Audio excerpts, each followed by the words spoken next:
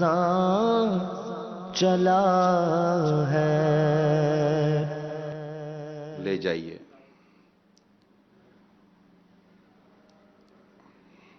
جب اندر میں جگہ نہ ملے تو پھر اوپر کی طرف تشریف لے جائیے گا.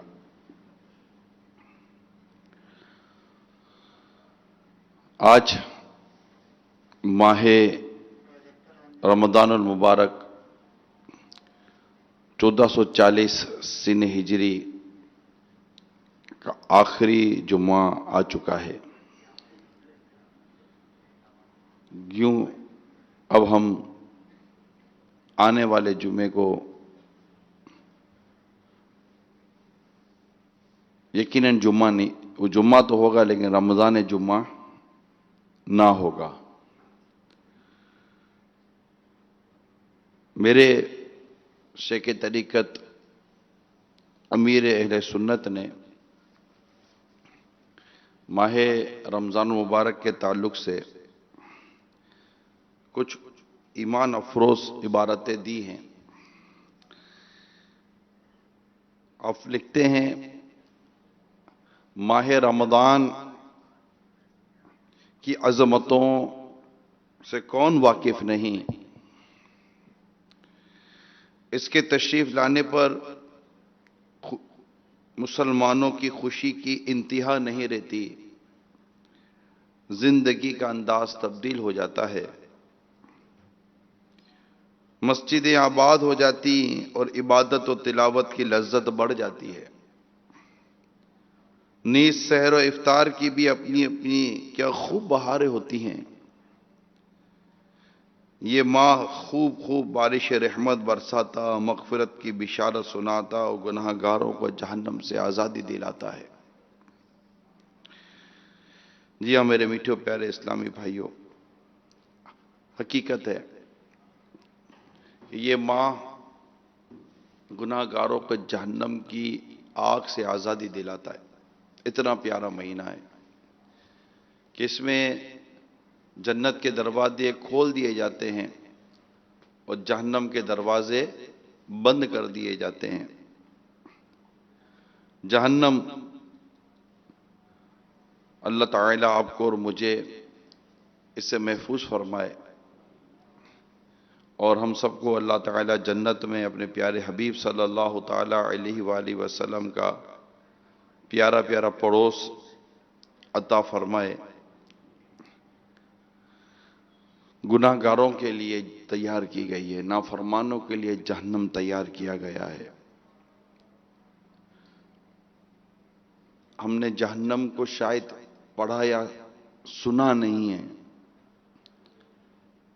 کیونکہ جس نے جہنم کے بارے میں پڑھا یا سنا ہے وہ یقیناً اس بات کی پوری کوشش کرے گا کہ میں کسی صورت میں بھی جہنم میں نہ ڈالا جاؤں.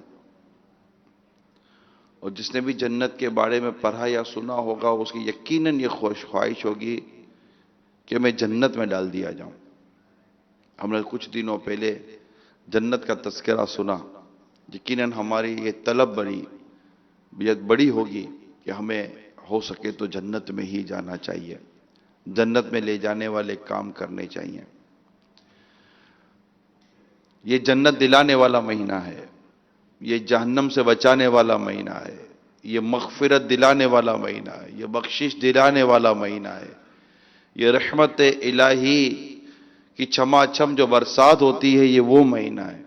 یوں تو اللہ کی رحمت بہت بڑی ہے، بہت بڑی ہے. اپنے بندوں پر وہ رحمتوں کا میਂہ برساتا رہتا ہے، لیکن جب رمضان آتا ہے نا تو پھر اس کی رحمتوں کا میंہ زبردست طریقے سے برستا ہے. مگر ان کا کیا کیا جائے جو اس برستی رحمت کی بارش میں بھی غفلت کی چادر تانے سوتے رہ گئے. رمضان آیا، اپنی رحمتیں برکتیں لٹاتا رہا، مگر ہم غافل غافل غافل.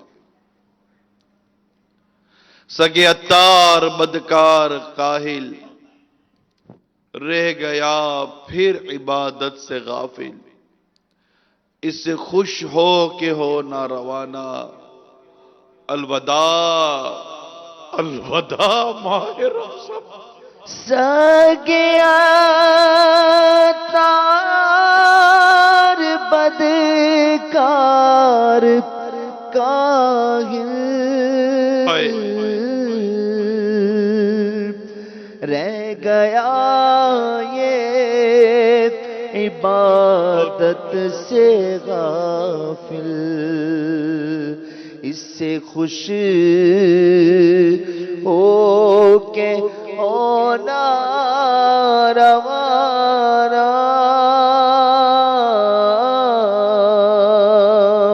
الوداع الوداع آہ رمضان.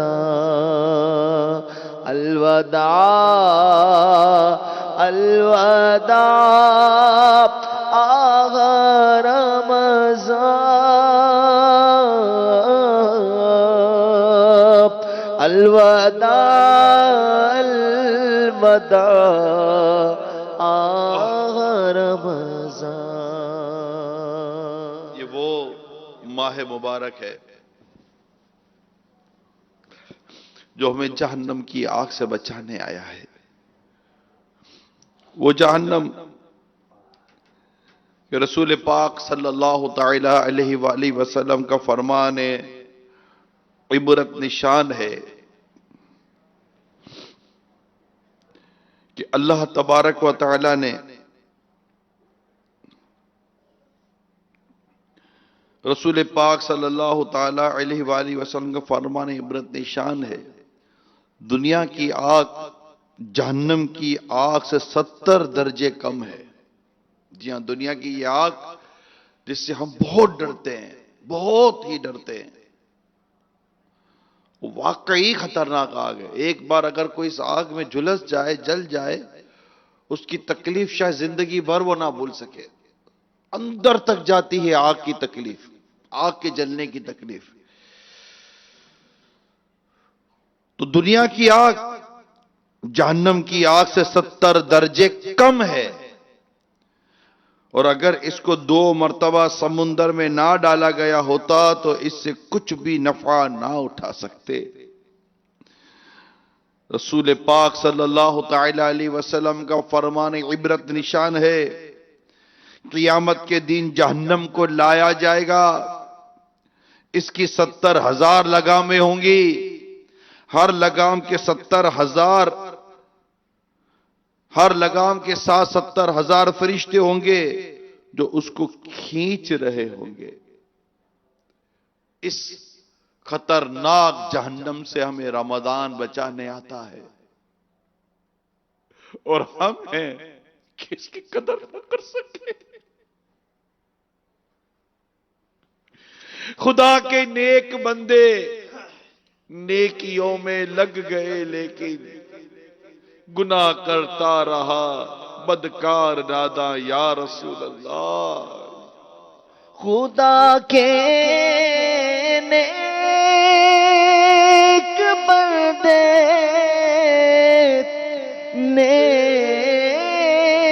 نیکیوں میں لگ گئے، لیکن گناہ کر تارا بد کار ناداں یا رسول اللہ. میں سوتا رہ گیا غفلت کی چادر تان کر افسوس گزارا. غفلتوں میں سارا رمضان یا رسول اللہ ہوا جا آتا ہے رخصت ماہ رمضان یا رسول اللہ رہب چند گھڑیوں کا یہ مہمان یا رسول اللہ صلو علی الحبیب۔ اللہ تعالی ہم سب کو جہنم کی آگ سے محفوظ فرمائے۔ اللہم اجرنی من النار، اللہم اجرنی من النار، اللہم اجرنی من النار، اللہم اجرنی من النار۔ صلو علی الحبیب۔ میرے میٹھے میٹھے اور پیارے پیارے اسلامی بھائیوں، پیارے آقا صلی اللہ تعالی علیہ، حضرت ابو ہریرہ رضی اللہ تعالی عنہ سے مروی ہے، ہم رسول کریم صلی اللہ تعالی علیہ وسلم کے ساتھ تھے۔ حضور صلی اللہ تعالی علیہ وسلم نے ایک گرج دار آواز سنی تو ہم نے عرض کی، ہم سے سرکار صلی اللہ تعالی علیہ وسلم نے فرمایا، کیا تم جانتی ہو کہ یہ آواز کیسی تھی؟ ہم نے عرض کی، اللہ و رسول علم، یعنی اللہ اور اس کا رسول بہتر جانتے ہیں۔ تو آپ نے ارشاد فرمایا، یہ ایک پتھر تھا جس کو 70 سال پہلے جہنم میں پھینکا گیا تھا، وہ اب تک اس میں گر رہا تھا، یہاں تک کہ اب اس کی تہ میں پہنچ گیا۔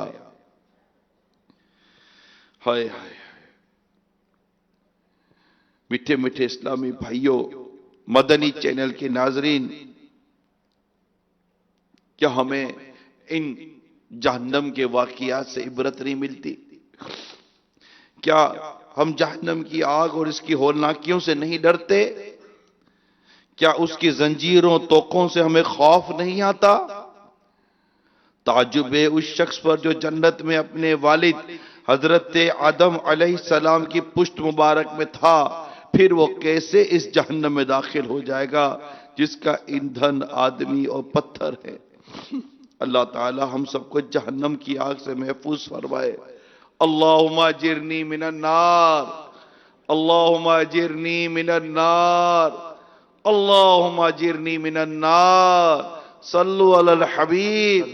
گناہ گار ہوں میں لائی کے جہنم ہوں، گناہ گار ہوں میں لائی کے جہنم ہوں، کرم سے بخش دے مجھ کو، نہ دے سزا یا رب، کرم سے بخش دے مجھ کو، نہ دے سزا یا رب۔ اللہ ہم سب کو جہنم کی آگ سے محفوظ فرمائے۔ نہ جانے کون سا گناہ ہمیں جہنم کی آگ میں ڈال دے۔ ایمان کا ضائع ہونا یہ جہنم کی آگ میں جانے کا سبب ہے۔ یعنی اگر جو ایمان پر نہیں گیا تو جہنم ہی اس کا مقدر ہے، یہ یاد رکھیں، وہ کبھی بھی جہنم سے نہیں نکلے گا۔ الحمدللہ رب العالمین، ہم پر رب کا کرم ہے کہ اس نے ہمیں مسلمان پیدا کیا، ایمان کے ساتھ پیدا کیا، ایمان والا بنایا۔ ہمارے ماں باپ مسلمان ہیں، مگر ایسا نہیں ہے کہ مسلمان کا ایمان ضائع اور برباد نہیں ہو سکتا۔ جس طرح ایک غیر مسلم کو اللہ کی رحمت سے ایمان کی نعمت نصیب ہو جاتی ہے، اسی طرح کسی مسلمان کو اللہ کی ناراضی کے سبب، اس کی مشیت کے سبب اس کے ایمان کو ضائع بھی کر دیا جاتا ہے، اور بعض اوقات تو کانوں کان پتہ بھی نہیں چلتا کہ ایمان کب ضائع ہو گیا۔ عجیب و غریب قسم کے گانے جن میں سخت کفریات بھرے ہوئے ہوتے، عجیب و غریب قسم کے ڈائلاگ، ایسے جملے، ایسے کلمات جس میں بدقسمتی کے ساتھ کفریات بھرے ہوئے ہوتے، لا علمی کی وجہ سے، جہالت کی وجہ سے ایک مسلمان اسے گنگنا رہا ہوتا ہے، بول رہا ہوتا ہے، اسے کانوں کان پتہ بھی نہیں ہوتا کہ اس سے کفر نکل چکا ہے۔ معاذ اللہ ثم معاذ اللہ۔ اللہ کریم ہم سب کا ایمان سلامت رکھے۔ اگر ایمان ضائع ہو گیا اس رب کی قسم مر جائیں گے۔ سلوے ایمان کا خوف کھائے جاتا ہے، کاش کہ میری ماں نے مجھ کو نہ جنا ہوتا، قبر و حشر کا سب غم ختم ہو گیا ہوتا۔ ہم کیوں نہ اپنے ایمان کی فکر کریں کہ ایمان یہ جنت میں لے جانے والا ہے، ایمان اللہ سے رحمت پانے والا ہے، اور خدا نہ خواستہ اگر ایمان برباد ہو گیا یا گناہوں کے سبب ہی اللہ ناراض ہو گیا تو کہیں ایسا نہ ہو کہ ہمیں جہنم کی آگ میں ڈال دیا جائے۔ جہنم، نبی پاک صلی اللہ تعالی علیہ وسلم اس کے بارے میں فرماتے ہیں جب اہل دوزخ کو دوزخ کی طرف ہانکا جائے گا تو جہنم ان سے سختی سے پیش آئے گی اور ان پر ایسی بھڑکے گی کہ کسی کی ہڈی پر گوشت نہ رہنے دے گی، یہاں تک کہ کونچوں تک جا پہنچے گی۔ اللہ تعالی ہم سب کو جہنم کی آگ سے محفوظ فرمائے۔ حضرت سیدنا قتادہ رضی اللہ تعالی عنہ فرمایا کرتے، اے لوگوں کیا تم میں اس کی طاقت ہے؟ کیا تم جہنم کی آگ برداشت کر سکتے ہو؟ اے لوگوں، اللہ کی اطاعت تمہارے لیے اس سے بہت آسان ہے، لہذا تم اس کی اطاعت کرو۔ خدا کی قسم بڑا ایمان افروز ارشاد ہے حضرت سیدنا قتادہ رضی اللہ تعالی عنہ کا، بڑا ایمان افروز یہ ارشاد ہے کہ اللہ تعالیٰ کی اطاعت تمہارے لیے اس سے بہت آسان ہے۔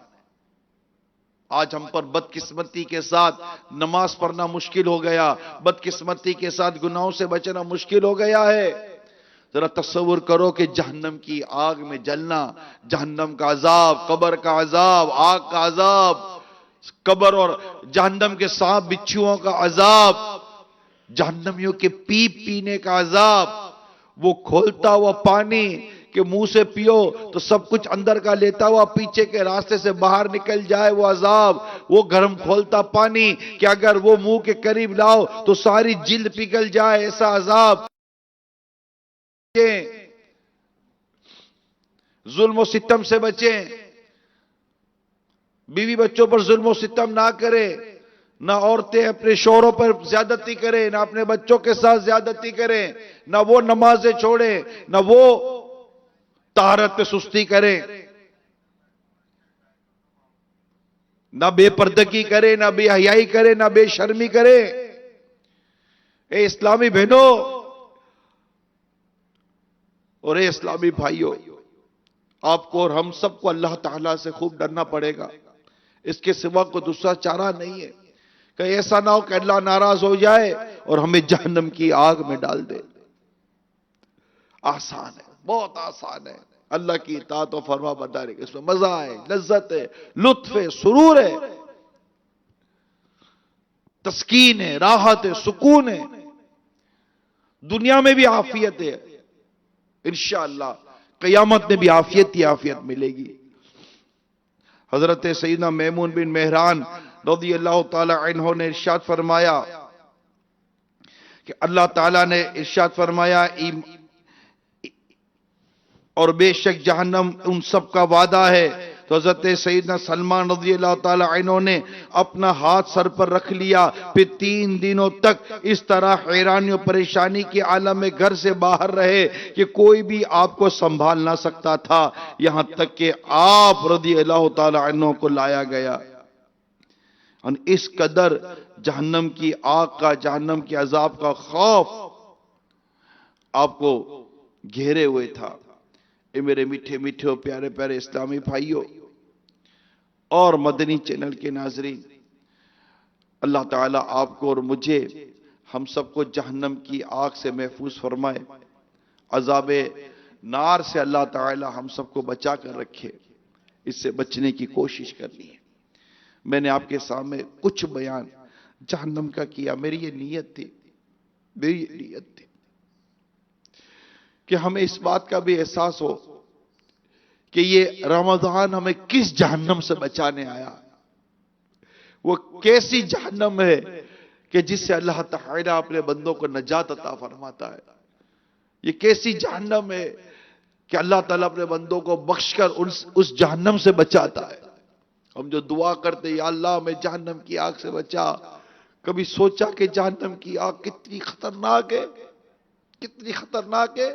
اللہ کی پناہ کہ جو سب سے کم گناہگار ہوگا، جس سے سب سے کم عذاب دیا جائے گا، وہ عذاب یہ ہے کہ اس کے پاؤں میں آگ کی، جہنم کی آگ کی جوتیاں پہنا دی جائیں گی.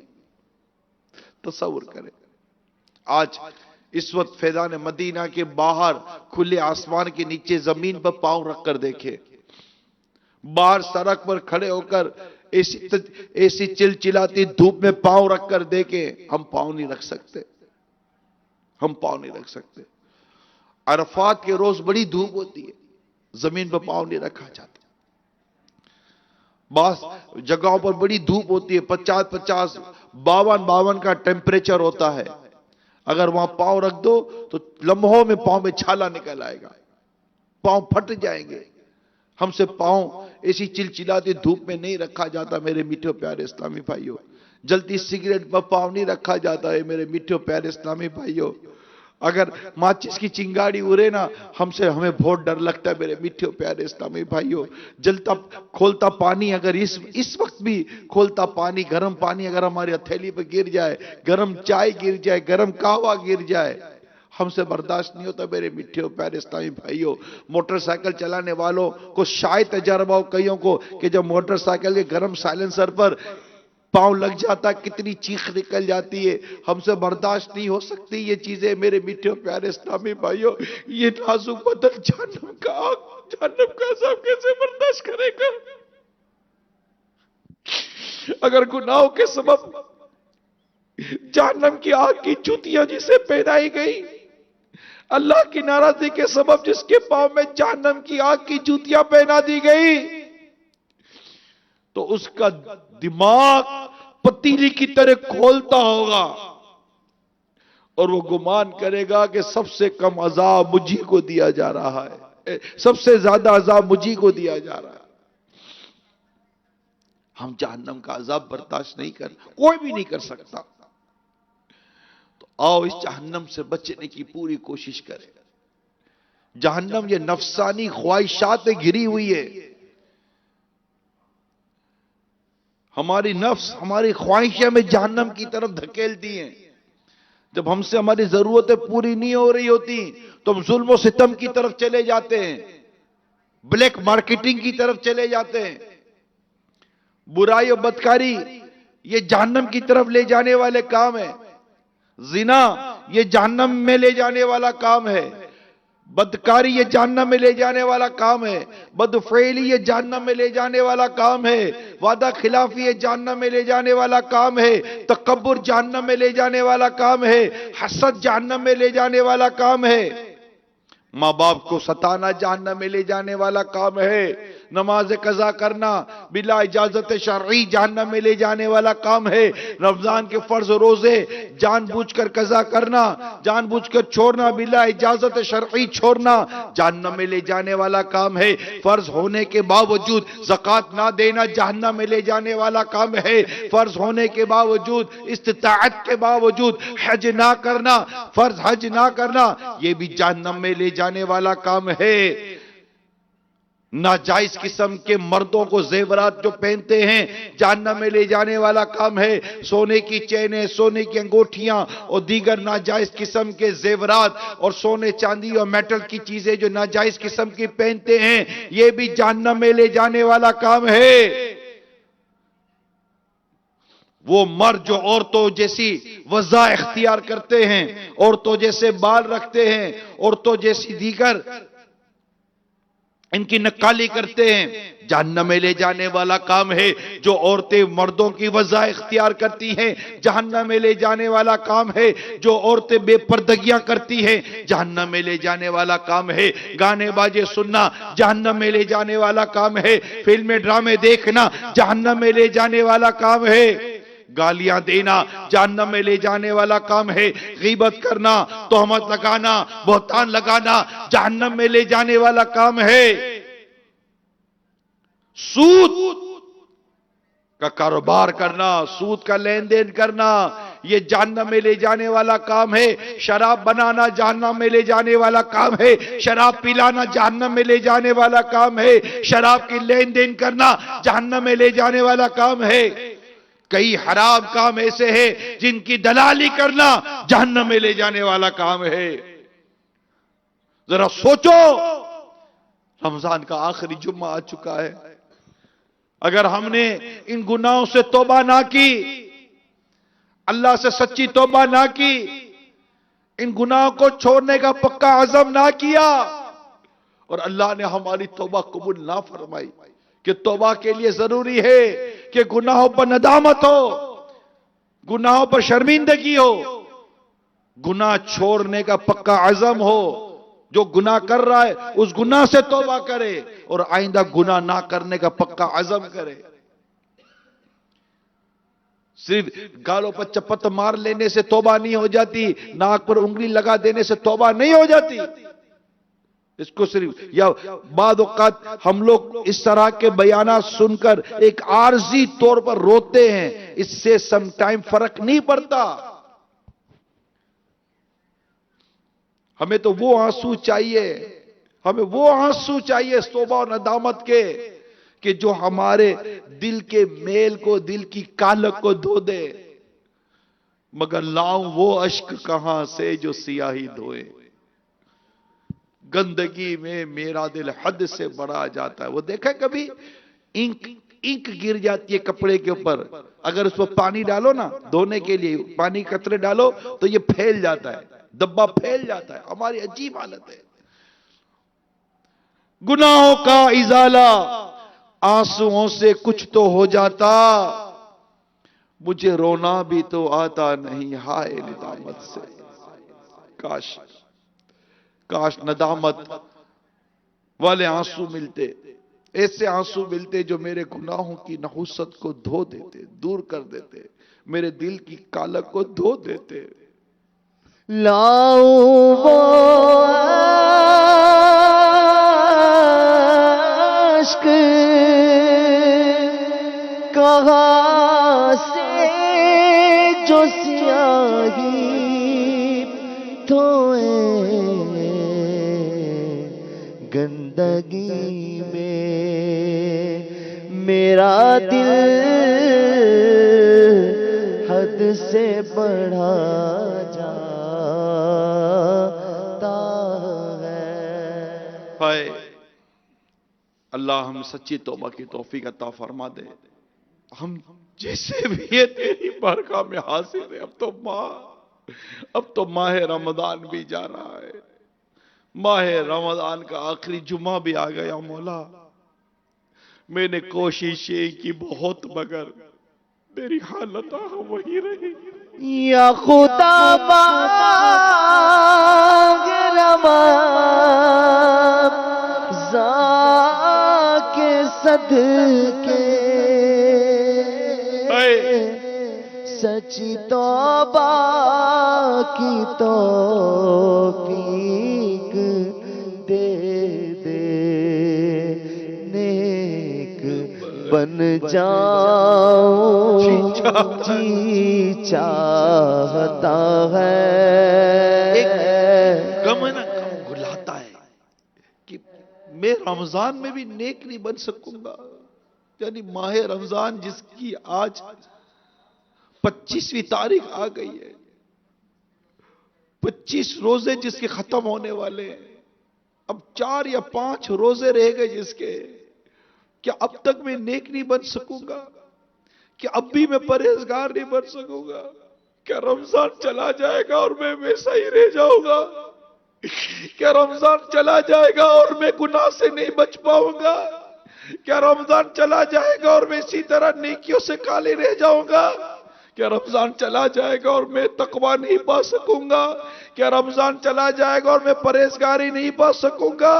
کیا رمضان چلا جائے گا اور میرے اندر یہ نیکی اور پرہیزگاری اور یہ خوبیاں نہیں آ پائیں گی؟ کیا میں جیسا تھا ویسا ہی رہوں گا یا میں اس سے بھی زیادہ برا ہو چکا ہوگا؟ کیا رمضان المبارک میں بھی میں رہ جاؤں گا؟ کیا ماہ رمضان چلا جائے گا اور کہیں ایسا نہ ہو کہ میری بخشش بھی رہ جائے؟ نہیں، کہ اس کی ناک خاک آلود ہو کہ جو رمضان پائے اور اپنی بخشش نہ کروائے۔ یہ جبریل امین علیہ السلام کی دعا تھی اور میرے مصطفیٰ کریم نے اس پر آمین فرمائی ہے۔ یہ کیسا مہینہ ہم کو چھوڑ کر جا رہا ہے؟ نہ جانے آتے سال ہم رمضان کو پانے میں کامیاب ہوں گے میں یا نہیں ہوں گے، کہ جب گزر جائیں گے ماہ 11 تیری آمد کا پھر شور ہوگا۔ کیا میری زندگی کا بھروسہ؟ زندگی کا بھروسہ جب گزر جائیں گے ماہ 11، جب گزر جائیں گے ماہ 11، تیری آمد کا پھر شور ہوگا۔ کیا میری زندگی کا بھروسہ، کیا میری زندگی کا بھروسہ، کیا میری زندگی کا بھروسہ؟ الوداع الوداع آہ رمضان، کلفت ہجر و غربت نے مارا، کلفت ہجر و غربت نے مارا، الوداع الوداع آہ رمضان، واسطہ تجھ کو میٹھے نبی کا، واسطہ تجھ کو میٹھے نبی کا، حشر میں ہم کو مت بھولنا، روز محشر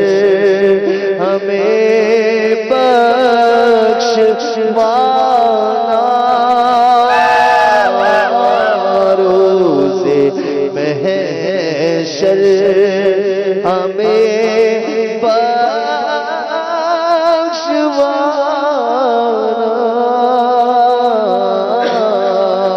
روز محشر ہمیں بخشوانا،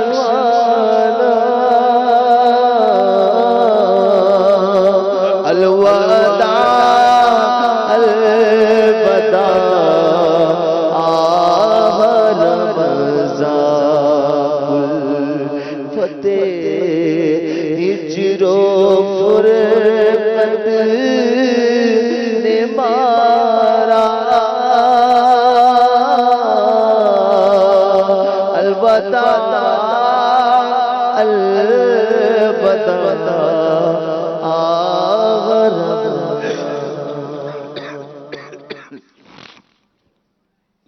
میٹھے میٹھے اور پیارے پیارے اسلامی بھائیوں، ایک بزرگ فرماتے ہیں کہ میں ماہ رمضان کے جمعۃ الوداع کے روز حضرت سیدنا منصور عمار رحمت اللہ تعالی علیہ کی محفل میں حاضر ہوا۔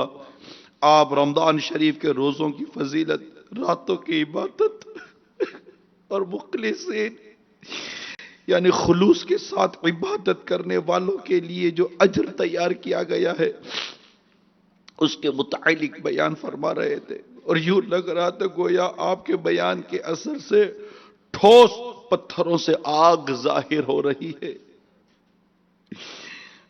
لیکن آپ کی محفل میں نہ کسی نے حرکت کی، نہ ہی کسی نے اپنے گناہوں پر ندامت کا اظہار کیا۔ جب آپ نے محفل کی حالت ملاحظہ کی تو ارشاد فرمایا، اے لوگوں، کیا اپنے عیوب یعنی عیبوں سے آگاہ ہو کر کو رونے والا نہیں؟ کیا یہ توبہ استغفار کا مہینہ نہیں؟ کیا یہ عفو مغفرت یعنی معافی ملنے اور بخشے جانے کا مہینہ نہیں؟ کیا اس ماہ مبارک میں جنت کے دروازے نہیں کھولے جاتے؟ کیا اس میں جہنم کے دروازے بند نہیں کیے جاتے؟ کیا اس میں شیاطین کو قید نہیں کیا جاتا؟ کیا اس ماہ سیام یعنی روزوں کے مہینے میں انعام اور اکرام کی بارشیں نہیں ہوتی؟ کیا اس برکت ماہ میں اللہ تعالیٰ تجلی نہیں فرماتا؟ کیا اس ماہ مبارک میں ہر رات با وقت افطار 10 لاکھ گناہگار جہنم سے آزاد نہیں کیے جاتے؟ تمہیں کیا ہو گیا ہے کہ اس ثواب عظیم سے خود کو محروم رکھتے اور لباس مخالفت میں اتراتے ہو؟ مطلب یہ کہ عمل نہیں کرتے ہو، گناہوں میں مصروف رہتے ہو۔ پھر ارشاد فرمایا، سب خدائے غفار کے دربار میں حاضر ہو کر توبہ و استغفار کرو۔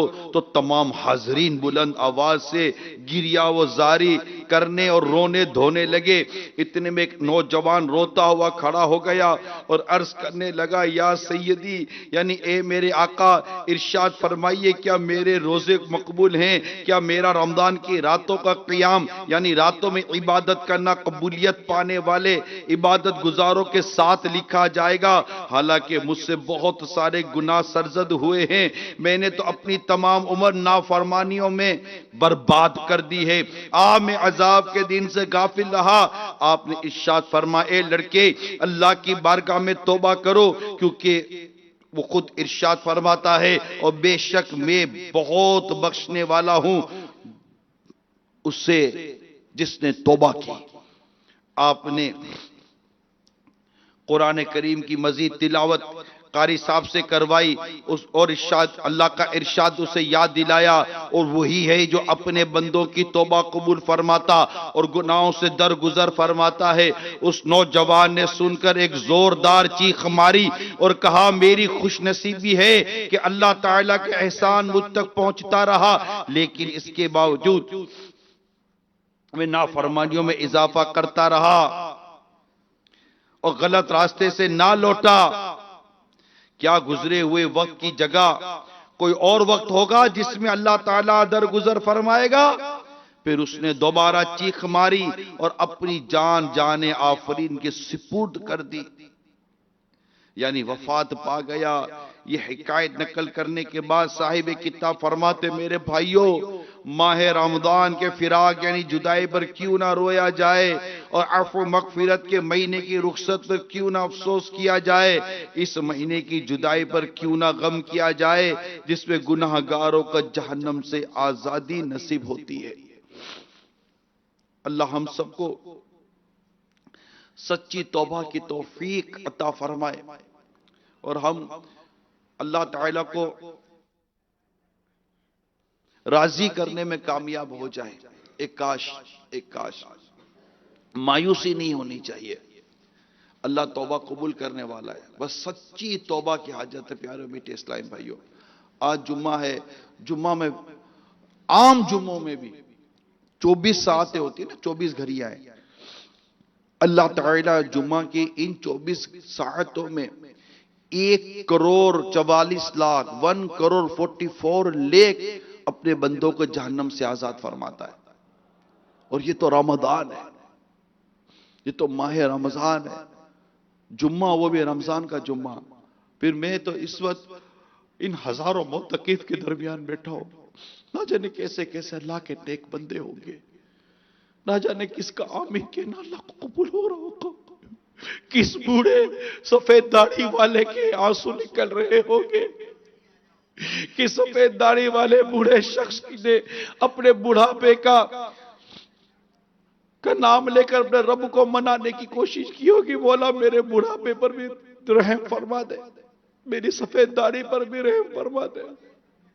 نہ جانے کس گناہگار کے آنسو, کس سچے آدمی کی آنسو, کس کا خوف خدا سے نکلنے والا آنسو آپ کیوں میری مغفرت کا ذریعہ بن جائے. اس کی رحمت بہت بڑی ہوتی. ایک شخص کو مرنے کے بعد خواب میں دیکھ کر پوچھا کہ اللہ تعالیٰ نے آپ کے ساتھ کیا معاملہ کیا. اس نے کہا مجھے رب کے حضور حاضر کیا گیا اور مجھے میرے رب نے فرمایا تو واز کہتا تھا, تو بیان کرتا تھا, مگر تو تھا بڑا بے عمل, تو تھا بڑا بے عمل, مگر ایک دن تو نے بیان کیا اور تیرے بیان اور تیرے خوف خدا والے بیان کی وجہ سے اس اجتماع میں میرا ایک بندہ تھا جو کبھی میرے خوف سے نہ رویا تھا, مگر تیرے بیان کی وجہ سے وہ میرے خوف سے رویا. اس کا رونا مجھے پسند آ گیا, میں نے اس کے رونے کی وجہ سے اس کی, تیری اور جتنے اجتماع میں تھے سب کی مغفرت کرتی. کس کے آنسو ہماری مغفرت کا ذریعہ بن جائے. جے میں کا عملہ واللے کچھ نہیں میرے پلے, جے میں کا رحمت رب دی بلے بلے بلے. میرے جرموں قصور پر تو نہ جا, میرے جرموں قصور پر تو نہ جا, اپنی رحمت کر نظر یا رب. رحمت والا رب ہے, اتنے کرم والا رب ہے. حضرت موسیٰ علیہ السلام کے دور میں بارش نہیں ہو رہی تھی. موسیٰ علیہ السلام کے ساتھ 70,000 لوگ تھے جو دعا کرنے کے لیے آئے تھے کہ بارش ہو جائے. حضرت موسیٰ علیہ السلام نے بارش کے لیے رب کے حضور دعا کی, مگر بارش کے آثار ہی نظر نہیں آ رہے, بادل ہی نہیں آ رہے بارش برسے. موسیٰ علیہ السلام نے اپنے رب کے حضور عرض کی, مولا ہم تجھ سے بارش کے لیے دعا کر رہے, تو بارش برسا دے, تو بارش نہیں برسا رہا, ہماری دعا قبول فرما لے. اللہ ارشاد فرماتا ہے موسیٰ تمہارے اس اجتماع میں میرا ایک ایسا گناہ گار بندہ بھی ہے جس نے اتنے برس ہو گئے میری نافرمانی پر کمر باندھی ہوئی ہے, ڈٹھائی کر کے بیٹھا ہوا ہے, میری نافرمانی سے باز نہیں آتا.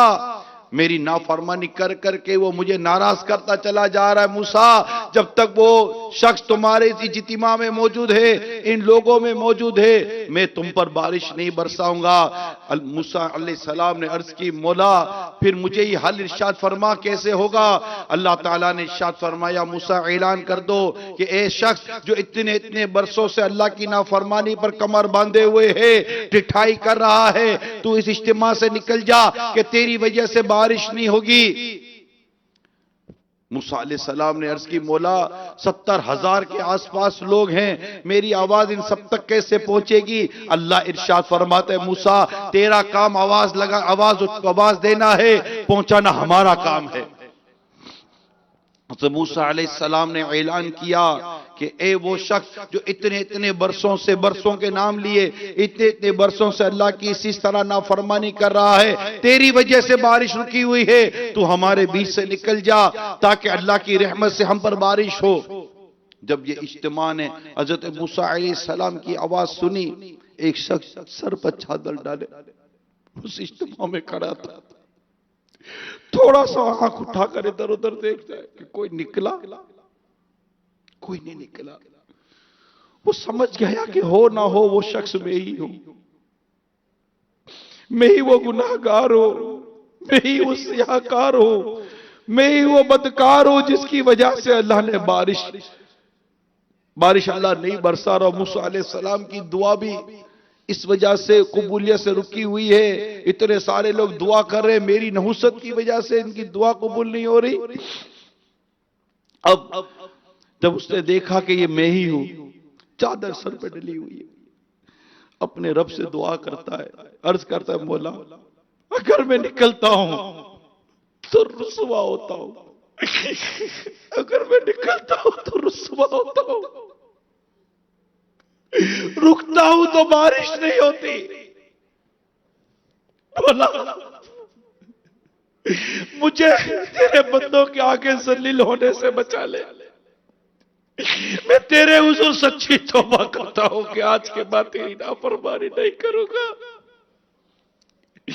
مولا اس پر بھی بارش برسا دے، مجھے رسوا ہونے سے بچا دے۔ دیکھتے ہی دیکھتے کالے بادل آئے اور بارش برسنا شروع ہو گئی۔ موسیٰ علیہ السلام نے عرض کی مولا میں نے تو کسی کو جاتے ہوئے نہیں دیکھا، میں نے تو کسی کو جاتے ہوئے نہیں دیکھا،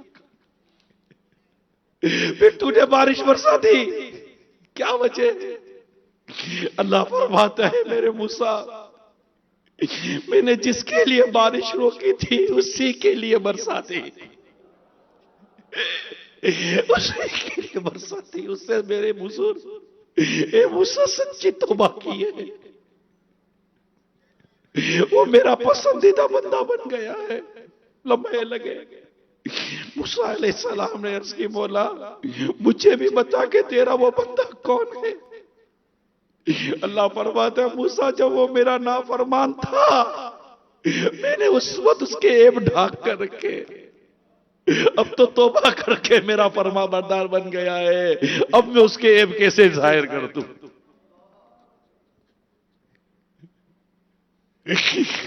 ہے یہ تسلیم میں سب سے بڑا ہے یہ تسلیم سب سے پورا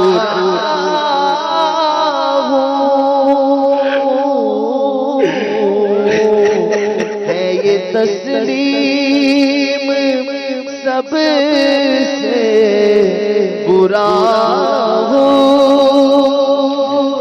میں سدھرنا خدا چاہتا آخری جمعے کا واسطہ مولا، رمضان کے آخری جمعہ کا واسطہ مولا،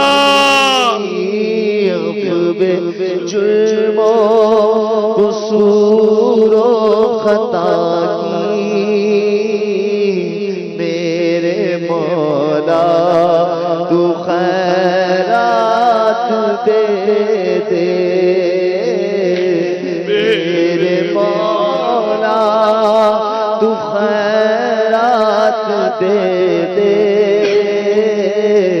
میرے مولا تو خیرات دے دے۔ اللہم اجرنی من النار، یا اللہ ہمارا ایمان سلامت رکھ، ہمارے گناہ معاف کر، تیری پسند کا بندہ بنا دے مولا، تیری پسند کا بندہ بنا دے۔ بس جب تک جیئیں تیری رضا کے مطابق جیئیں، اور جب مریں تو تیری رضا پر ہمیں موت نصیب ہو جائے، ایمان پر موت ملے، مدینے میں موت ملے، آقا کے قدموں میں باصورت شہادت ہمیں موت عطا ہو، اور ہم جنت البقیع میں مدفن ہمیں نصیب ہو جائے، جنت میں تیرے حبیب کا پڑوس نصیب ہو جائے، بلا حساب داخل کر دیے جائے۔ یا اللہ جمعۃ المبارک کی ان بابرکت گھڑیوں کا صدقہ ہم سب کی دنیا بھی اچھی کر دے، آخرت بھی اچھی کر دے۔ یہ جتنے بھی معتکفین جمعہ میں نمازی، جتنے بھی مدنی چینل پر تیرے حبیب کے غلام عاشقان رسول ہے، اللہ سب کے اٹھے ہوئے ہاتھوں کی لاج رکھ لے، جمعۃ المبارک کا واسطہ اللہ ہم سب پر اپنی خاص نگاہ رحمت فرما دے، اور ہم سب کو ستھرا اور اجلا کر دے، سچی توبہ کی توفیق دے، دل سے گناہ کی نحوست دور کر دے، دل سے دنیا کی محبت دور کر دے، اور بس تیرے حبیب کا سچا دیوانہ بنا دے، دعوت اسلامی کا مبلغ بنا دے، علم و عمل کا پیکر بنا دے، یا اللہ مدنی قافلوں کا مسافر بنا دے، نیک اور عاشقان رسول کی صحبت میں رہنے والا بنا دے، بری صحبتوں سے اور بری یاری دوستی سے بچا، اور ہمیں بس مسجد میں ہمارا دل لگ جائے مولا، قرآن پاک درست سیکھنے کے لیے مدرسۃ المدینہ بالغان میں ہماری شرکت ہو جائے، درس و بیان میں شرکت ہو جائے، مدنی مذاکروں میں شرکت ہو جائے، بس مولا ہمیں دعوت اسلامی کے مدنی ماحول سے وابستہ کر، وابستہ رکھ، اور اسی مدنی ماحول میں ہمیں ایمان اور عافیت اور موت عطا فرمانا، آمین۔ اور ہمیں امیر اہل سنت کی غلامی اور دعوت اسلامی پر استقامت عطا فرمانا۔ آنے والی 26 رمضان میرے پیر و مرشد میرے امیر سنت کی ولادت کی تاریخ ہے مولا، تجھ سے التجا ہے جمعہ کی ان گھڑیوں میں میرے پیر صاحب کو صحت دے دے، میرے پیر صاحب کو صحت دے، ان کو تندرستی دے، سلامتی دے، انہیں عافیت والی سنتوں بھری نیکیوں بھری صحت بھری خوشیوں بھری طویل زندگی عطا فرما، ان کے فیضان کو اور عام فرما، ان کے گھر بار پر رحم و کرم فرما، ہم سب کے آل اولاد گھر بار پر اللہ رحمت کی نظر فرما، آمین بجاہ النبی الامین صلی اللہ تعالی علیہ وآلہ وسلم۔ صلو علی الحبیب۔